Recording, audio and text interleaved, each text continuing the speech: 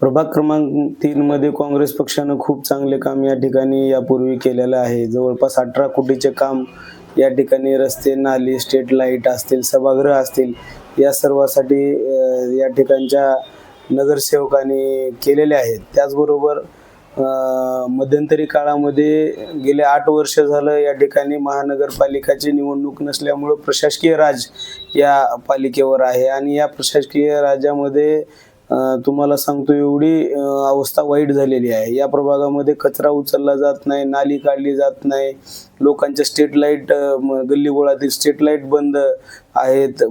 गल्लीबोळातले तर सोडा, रस्त्यावरचे मेन रस्त्यावरच्या लाईट या ठिकाणी बंद आहेत. आंदोलन करून निवेदन देऊन सुद्धा प्रशासन या सगळ्या गोष्टीला जुमानत नाही आणि काम करत नाही. एवढं म्हणजे निडर या ठिकाणी हा प्रशासकीय काळ राहिला आहे. परंतु आता या सर्व अधिकाऱ्यांच्या गचीला धरून काम करण्याची वेळ आता आलेली आहे आणि लोकच या सर्व गोष्टीचं मतातून या ठिकाणी उत्तर या अधिकाऱ्यांना देतील आणि या प्रशासकीय काळाला देतील.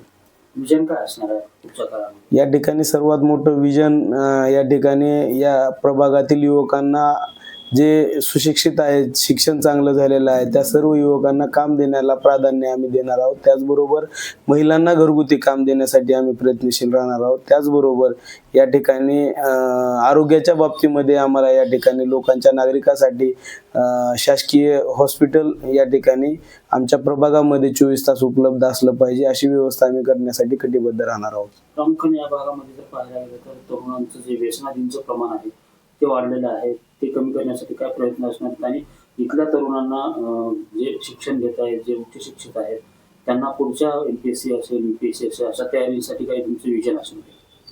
हो, आम्ही वेळोवेळी या ठिकाणी विद्यार्थ्यांचा, गुणवंत विद्यार्थ्यांचा सत्कार घेणं, त्यांना प्रोत्साहन देणं, त्यांच्या शिक्षणासाठी मदत करणं, हे सर्व काम आमचे वेळोवेळी चालूच असतात. त्याचबरोबर या ठिकाणी व्यसनाधीन गेलेल्या विद्यार्थ्यांसाठी या ठिकाणी तेच आम्ही काम, या प्रभागामधली वाढती गुन्हेगारी आणि या प्रभागामध्ये जे 2 नंबर व्यवसायधारक आहेत त्या सर्वांना या ठिकाणी आळा घालण्याचा प्रयत्न त्या ठिकाणी आम्ही नक्कीच करू आणि सुशिक्षित विद्यार्थ्यांना त्यांच्या शैक्षणिक पात्रतेप्रमाणे आम्ही त्या ठिकाणी त्यांना नोकरी देण्याचा प्रयत्न या ठिकाणी खाजगी क्षेत्र असेल, शासकीय क्षेत्र असेल, यामध्ये आम्ही नक्कीच करणार आहोत.